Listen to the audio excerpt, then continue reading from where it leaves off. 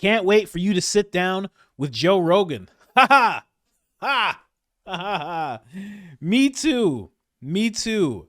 We will see about that. I don't I don't know if that's ever going to happen, but it might. You never know. Everything is possible. Smokestack says it's going to happen. That would be great. I would love it. I would love it. I'll shout you guys out if I do. You know what's funny? Thinking about that, what you just mentioned. Here, let me go here. Here, I'll just use Andrew Channel 5 Joe Rogan.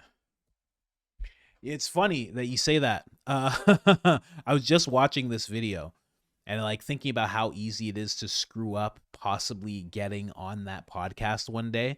It's a very easy thing to screw up. So I might have screwed it up already. I gotta.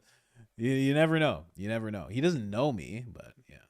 Unless Eddie like puts in a good word for me. Eddie's like, oh, this guy's solid. Come on, Joe. Like, this is a great guy. One user asked. But this guy of Channel 5, so you guys know Channel 5. You guys know Andrew, right? He's a great dude. No way. We all know Joe has to have you on. That'd be great. It would be great if Joe had me on the podcast. I'm telling you, I will deliver if I'm on there. Okay? We will go hard. We will go hard in the tinfoil. Believe you me. Okay? We will go very hard in the tinfoil. I will not play around. I will bring up every theory that I possibly can. Every single one. We will just go. You know what the real goal is if you get on the podcast? You gotta get like a good 3-hour podcast in. When you see that 2-hour, when you see that 220, you're like, you get that 3.5 hour, that's where you know you did something, Anyway, this guy is Staunch TV, has a channel all about Corey Feldman, blah, blah, blah. Let me just play this. This guy's talking about it, actually meeting Joe Rogan and potentially having messed up his chance of being on the podcast. Listen to this. Asks, why haven't you been on the Joe Rogan Experience? Well, there could be two reasons for that. One, which is probably most likely, is that I'm not popular, famous, and influential enough to be on JRE. Two, could be related to a little green room spat that I had with Mr. Joe Rogan at his comedy club in Austin, Texas. So I'm not even a Joe Rogan hater, and I thought the Mothership was actually pretty tight, especially how they lock your phones up in these magnetically sealed plastic sleeves when you enter the door.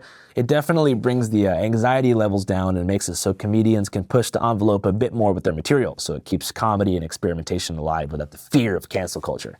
I was in Austin doing a couple different podcasts. The first podcast was Lex Friedman, and then the following day after that, I did the Matt and Shane Secret podcast. And unfortunately, Matt was out of town, but the homie Lemaire Lee, shout out to my boy, was there replacing Matt for that day. So that night after the podcast, Shane had a set at the Mothership Comedy Club.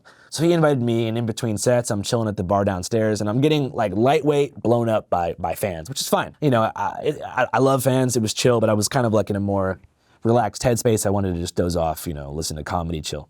And so I told Lemaire, I'm like, yo, can I go upstairs to the green room? I'm trying to, kick back and, lay low for a bit. He's like, man, I could take you there, but just so you know, Joe Rogan's a bit territorial about that green room. Like, so it's at your own risk. And I'm like, dude, no way, it's gonna be fine. Joe Rogan's reacted to like 7 of my videos because Jamie always plays them. So I'm like, it's gonna be chill. So me and Lemaire take the elevator up to the secret green room at the Mothership.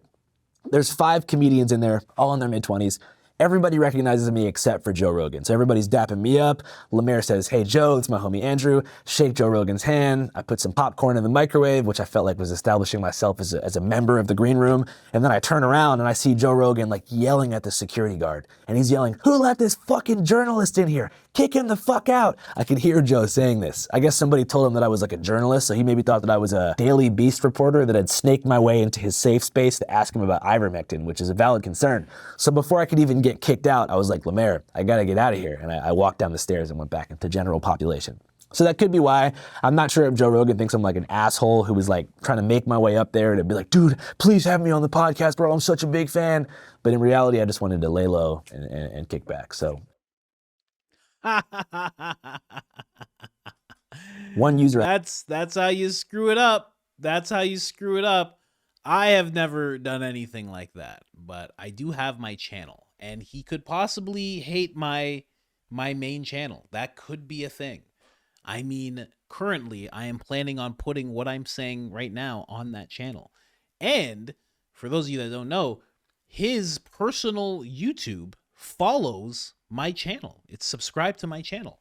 And I don't know if that's for love or if that's just to watch what I'm doing. You know what I mean? So I don't know. I don't know. It would be cool though. It would definitely be cool.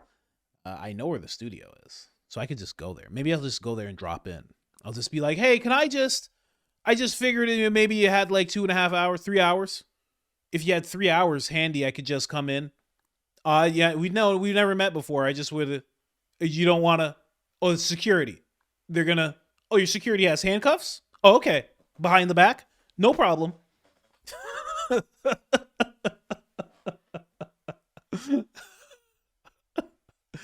Oh, they have a car. A black car? They're gonna take me away. You're gonna drop me off? The city limits? Okay. All right. It was good to meet you, sir.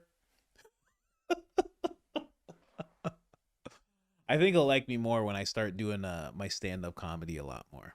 Then he'll be like, oh, he's a comedian. He's not just a weirdo, you know? Which comedians are weirdos, so. But that is what I have to say about that when it comes to being on his podcast. Definitely a dream, but I don't know. Who knows?